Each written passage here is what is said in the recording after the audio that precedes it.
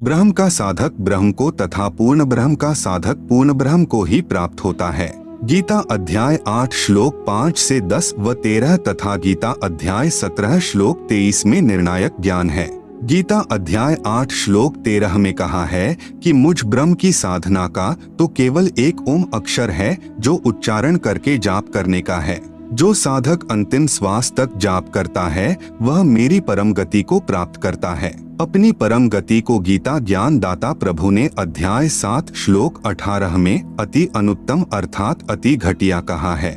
आप सुन रहे हैं जगत गुरु तत्वदर्शी संत रामपाल जी महाराज द्वारा लिखित पुस्तक ज्ञान गंगा का पेज नंबर 223।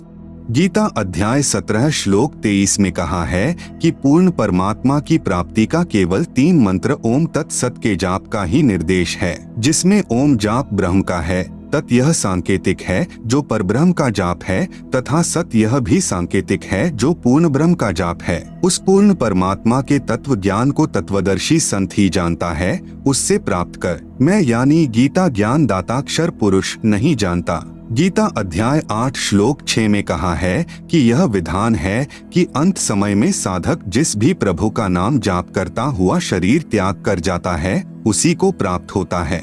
गीता अध्याय 8 श्लोक 5 से 7 में कहा है कि जो अंत समय में मेरा स्मरण करता हुआ शरीर त्याग कर जाता है वह मेरे यानी ब्रह्म के भाव में भावित रहता है। फिर कभी मनुष्य जन्म होता है तो वह साधक अपनी साधना ब्रह्म से ही प्रारंभ करता है, उसका स्वभाव वैसा ही हो जाता है। इसी का प्रमाण गीता अध्याय 16-17 में भी है कि जो साधक पूर्व जन्म में जैसी भी साधना करके आया है अगले जन्म में भी स्वभाववश वैसी ही साधना करता है। गीता अध्याय 8 श्लोक 7 में कहा है कि सब समय में मेरा स्मरण कर तथा युद्ध भी कर निसंदेह मुझको ही प्राप्त होगा।